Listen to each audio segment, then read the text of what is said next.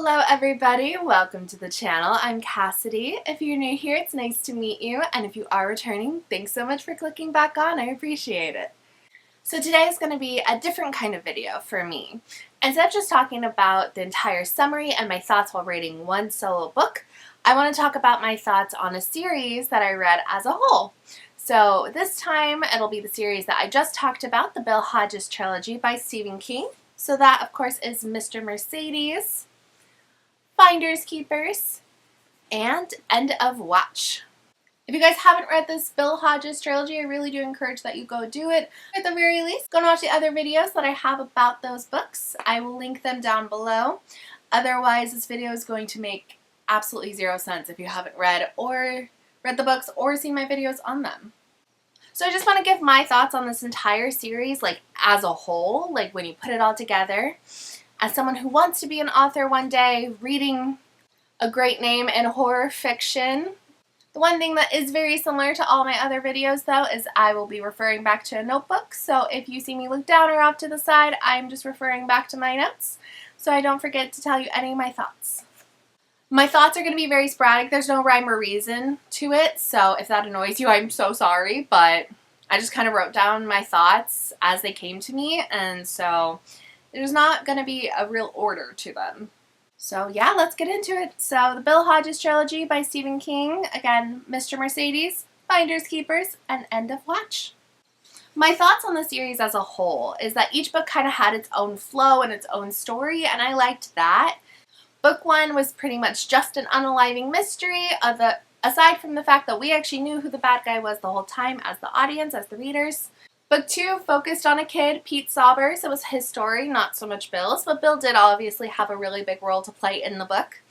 And then Book 3, we were focused back on Bill and also a lot on Brady and his journey to being what he became.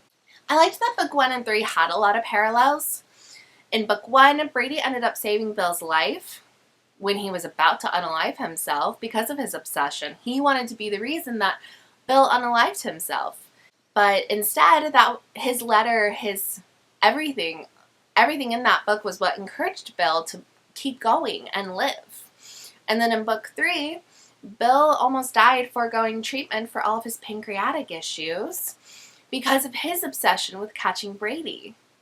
So they're like two sides of the same coin, same obsession coin, where they're just like obsessed with each other, but in like a hatred kind of a way, and Brady wanting to unalive Bill, Bill wanting to catch Brady and stop him from doing anything bad. And then I love that you got to see the progression of all the characters, especially Holly. She went from this nervous, I know she was 44 or something years old in the first book, but she went from like this nervous girl who couldn't even stand to look at Bill or talk to him. She couldn't go like 5 minutes without having a little nervous breakdown or being really anxious or anything, to this strong woman who learned how to drive cars and like go on road trips. She's always been brilliant with computers, but she learned how to use that skill to help people, and instead of just escaping from her reality, she learned how to like embrace She learned how to embrace her reality and everything that she is, and use her strengths and her skills to help the people around her. And Holly's just such a queen, and I love her, and I'm so proud of who she had become throughout the books. I also love the three of them, her, Bill, Jerome. They all grew to be a family. Like, they love each other, and they're like, Holly is Aunt Holly. Jerome is so protective of her. Bill is like their dad. I love their little family, and I love that we grew to that family. Because Jerome, while he was always the next door neighbor, he was never so close to Bill.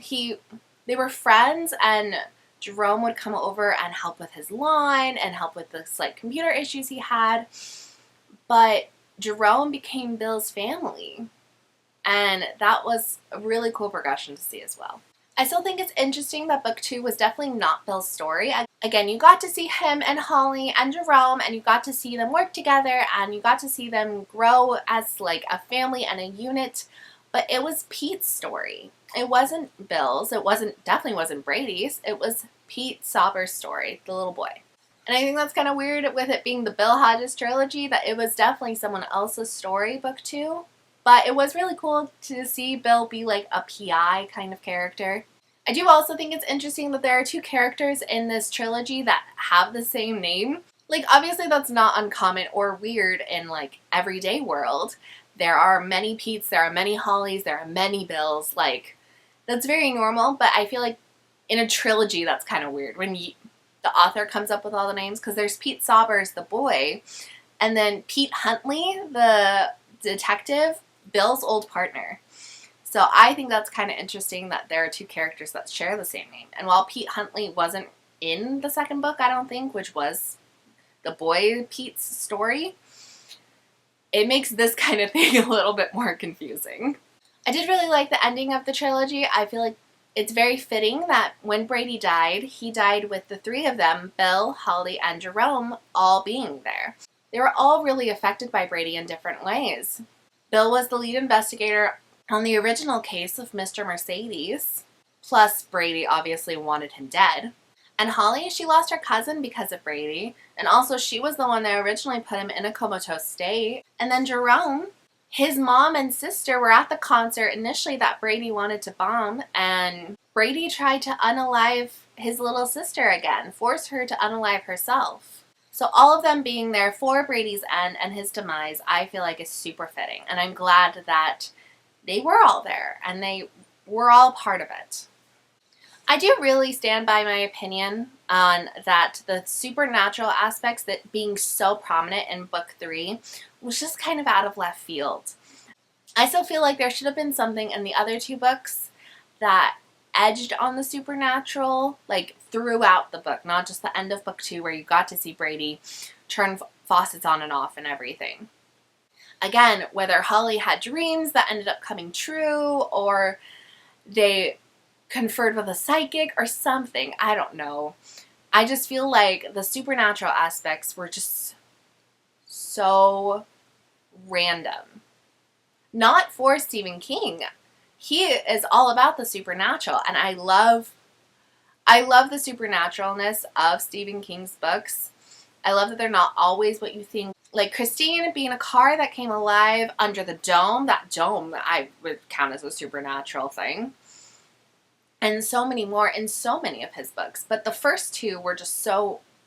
The first one and then most of the second one were just so normal that having Brady be able to leave his own body, like send his mind to other bodies, was just wild. And I know there were drugs involved, but still. And maybe I'm alone in that. Like, End of Watch by itself, I loved that book. I thought it was really good. And every book is really good.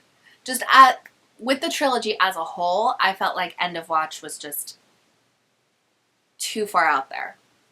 But I feel like that's really my only critique of this entire trilogy, because I love Stephen King. I love that he can make you feel such strong emotions for characters that might not be in the book. Like in Mr. Mercedes, I felt so strongly for the characters in that first part, the ones that ended up dying under the car.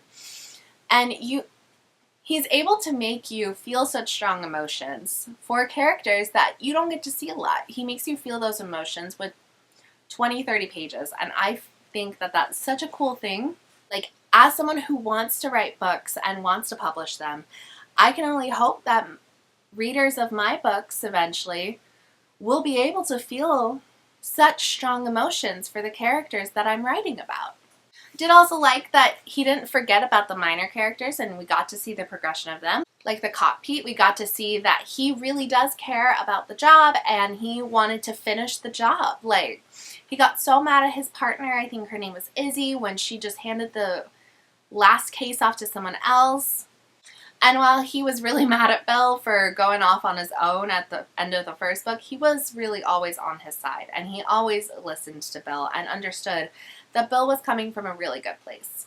And then also Barbara, Jerome's little sister, we got to see her go from just a little girl who loved like boy bands to somebody who got a boyfriend at the end of the third book and who was dealing with a lot of stuff. Like, Brady made her feel like she wanted to unalive herself, and she had to really look within to see if that was something she wanted. She talked to Holly about her attempts, and she just grew up. She became like from a kid to a teenager.